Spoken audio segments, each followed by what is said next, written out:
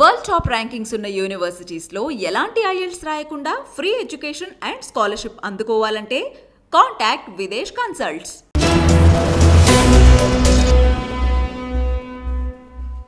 ఏపీలో భారతీయ జనతా పార్టీ బలం గురించి మనం పదే పదే మాట్లాడవలసిన అవసరం లేదు. ఆ పార్టీకి సంబంధించిన శక్తి సామర్థ్యాల గురించి కూడా మనం రిపీటెడ్గా మాట్లాడాల్సిన అవసరం లేదు. అకార్డింగ్ టు 2019 రిజల్ట్స్ ప్రకారం అయితే 0.8% ఓట్ షేర్ మాత్రమే బీజేపీకి వచ్చింది. అంటే ఇది నోట కంటే కూడా తక్కువ ఓట్లు వచ్చినట్టుగా మనం అర్థం చేసుకోవాలి. సో బీజేపీ నెగ్లిజిబుల్ ఫోర్స్గా ఉన్నప్పటికీ, బీజేపీ గడిచిన 10 ఏళ్లలో అంటే కేంద్రంలో అధికారం ఉన్నప్పటికీ కూడా ఆంధ్రప్రదేశ్లో ఎందుకు ఎదగలేకపోయిందో ఆ కారణాలన్నీ కూడా మనందరికీ తెలుసు. టీడీపీ బలం పుంజుకునే క్రమంలో టీడీపీ బలోపేతం కావాలి, టీడీపీ దెబ్బతినకూడదు అంటే మరొక పొలిటికల్ ఫోర్స్ లైక్ బీజేపీ ఎదగకూడదన్న ఒక స్ట్రాటజీ ఒక సామాజిక వర్గం అమలు చేస్తూ వస్తున్న విషయం మనకు తెలుసు. అందులో చంద్రబాబు నాయుడు ఉండొచ్చు, మరి కొంతమంది కూడా ఉండొచ్చు, అది వేరే విషయం. ఇప్పుడు ఇక్కడ మనం మాట్లాడుతున్న ఏంటంటే ఏపీలో జరగబోతున్న అసెంబ్లీ పార్లమెంట్ ఎన్నికల్లో బీజేపీ పెర్ఫార్మెన్స్ ఎట్లా ఉండే అవకాశం ఉంది, బీజేపీ ఏ రకమైన ఎత్తుగడలతో ముందుకు వెళ్తోంది అనే దాని గురించి మనం మాట్లాడాలి. ఈ కూటమిలో TDP 144, Janasena party 21, BJP 10 assembly సెగ్మెంట్స్లో పోటీ చేసిన విషయం మనందరికీ తెలుసు. అయితే ఈ కూటమి పరస్పర నమ్మకంతో ఏర్పడింది కాదు, పరస్పర దాన్ని ఏమంటారు భావస్వరూప సిద్ధాంతాలతో ఏర్పడింది కాదు. ఇందులో ఎవరి ఎజెండా వాళ్ళకుంది. బీజేపీ ఎజెండా ఏంటంటే ఏదో రకంగా ఆంధ్రప్రదేశ్లో మనం కాలు మోపాలి, అండ్ ఆ కాలు మోపడం కూడా శక్తివంతంగా ఇప్పుడే మనం పునాదులు వేసుకుంటే ఇన్ ఫ్యూచర్లో బీజేపీకి అక్కడ రాజ్యాధికారం వచ్చే అవకాశం ఉన్నట్టుగా ఢిల్లీ బీజేపీ నాయకులు అంచనా వేసి దాని కారణంగానే వాళ్ళు ఈ పొత్తులోకి వచ్చినట్టుగా మనం అర్థం చేసుకోవచ్చు. సో ఇప్పుడు ఇక్కడ బీజేపీ సంబంధించి బలాబలాల గురించి మనం డిస్కస్ చేస్తున్నాం. అంటే బీజేపీ ఈ ఎన్నికల్లో ఎట్లా పెర్ఫామ్ చేస్తుంది అనే దానికి సంబంధించి మనం డిస్కస్ చేస్తున్నాం. అయితే మనకి ఇప్పుడు అందుతున్న ఇన్ఫర్మేషన్ ఏంటంటే బీజేపీ ఎన్నికల ఫలితాల వెలువడిన వెంటనే క్రూషియల్ రోల్ ప్లే చేయడానికి ఇప్పటి నుంచే ప్లాన్ చేస్తున్నట్టుగా ఢిల్లీ నుంచి ఇన్పుట్స్ వస్తున్నాయి. అంటే జూన్ 4న ఫలితాలు రాబోతున్నాయి. ఈ ఫలితాలు కనుక టీడీపీ అవుట్ రైట్గా అధికారంలోకి రాదగిన మెజారిటీ టీడీపీకి వస్తే సమస్య ఏమీ లేదు. ఒకవేళ టీడీపీకి అవుట్ రైట్గా అంటే నేను అనేది కూటమిలో టీడీపీని విడిగా చేసి మాట్లాడుతున్నా. టీడీపీ పోటీ చేస్తున్న 144లో మ్యాజిక్ ఫిగర్ క్రాస్ చేసి 88 క్రాస్ చేసి 90 దాటితే తప్ప టీడీపీకి కష్టాలు పూర్తిగా తొలగిపోయే అవకాశం లేదు. కష్టాలు మళ్ళీ కొత్త కష్టాలు ఆయన వెంటాడే అవకాశాలు ఉంటాయి గ్యారంటీగా. బీజేపీ కంప్లీట్గా పవన్ కళ్యాణ్ బెదిరించే అవకాశం ఉంది. టీడీపీని తన చెప్పు చేతుల్లో పెట్టుకొని టీడీపీని ఆడించే అవకాశం ఉంది. ఎప్పుడు టీడీపీకి సింగిల్గా రాకపోతే అంటే బీజేపీ అండ్ జనసేన, టీడీపీ ఈ 3 పార్టీల కూటమి కలిసి ఒకవేళ అంటే 3 పార్టీలకు వచ్చిన సీట్లు కలిపితే తప్ప, ఒకవేళ మ్యాజిక్ ఫిగర్ రాలేదు అనుకుందాం, కలిపితే వచ్చింది అనుకుందాం, కలిసిన తర్వాత ఈ 3 పార్టీలకు లభించే సీట్లు మ్యాజిక్ ఫిగర్ క్రాస్ అయితే మళ్ళీ అదొక సమస్య. ఎందుకంటే ఇక్కడ గేమ్ బీజేపీ ఆడుతుంది. గ్యారంటీగా బీజేపీ మొత్తంగా తన చెప్పు చేతుల్లోకి తీసుకుంటుంది. సో అధికారం ఎవరికి రావాలి, ఎట్లా రావాలి, ఎవరెవరు ఏ పదవులు తీసుకోవాలి, ఏమిటి, ఇదంతా కూడా బీజేపీ డిసైడ్ చేసే అవకాశం ఉంది.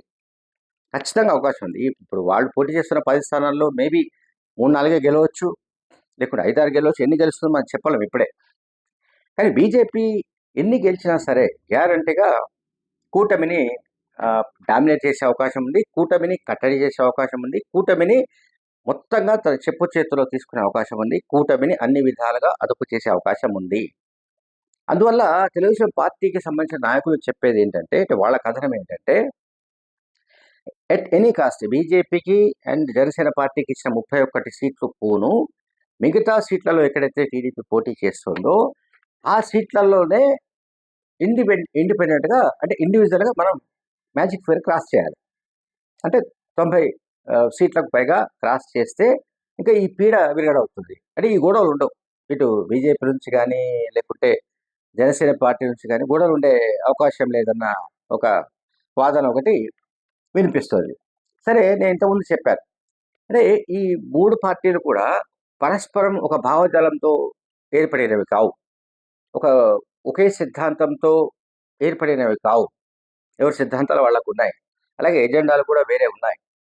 ఏపీలో చంద్రబాబు నాయుడిని ముఖ్యమంత్రి చేయండనో, జగన్మోహన్ రెడ్డి గారిని గద్దెదించండనో, ఈ చంద్రబాబు నాయుడు అధికారంలోకి వస్తే ఈ రాష్ట్రం మొత్తం అభివృద్ధి దిశగా ప్రయాణిస్తుందనో చిలుకూరుపేట సభలో ప్రధానమంత్రి మోడీ చెప్పలేదు. అంటే ప్రధానమంత్రి మోడీకి ఆంధ్రప్రదేశ్లో ఎవరు అధికారంలోకి వస్తారనేది ఆయనకు ప్రయారిటీ కాదు. బీజేపీకి ప్రయారిటీ కాదు. బీజేపీకి ప్రయారిటీ అంతా కూడా లోక్సభ సీట్లు 370, 380 క్రాస్ చేయాలని వాళ్ళు లక్ష్యంగా పెట్టుకున్నారు.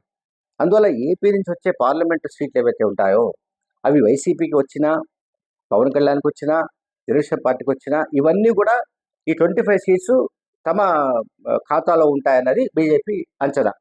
దీంట్లో ఎవరికి ఏ రకమైన సందేహం ఉండాల్సిన అవసరం లేదు. బీజేపీ అటువంటి గేమే ఆడుతున్నట్టుగా కూడా మనకు కనబడుతోంది. అయితే ఇప్పుడు నేను మాట్లాడుతున్నామో అసెంబ్లీ ఎలక్షన్స్ పాయింట్ ఆఫ్ వ్యూలో మాట్లాడుతున్నాను. సో ఇక్కడ ఈ 3 పార్టీలు కలిసి ఒకవేళ మ్యాజిక్ ఫిగర్ క్రాస్ అయినప్పటికీ అప్పుడు ఏమవుతుంది, కోయిలేషన్ గవర్నమెంట్ ఏర్పడే ఛాన్స్ ఉంటుంది. అంటే సంకీర్ణ ప్రభుత్వం ఏర్పడే అవకాశం ఉంటుంది.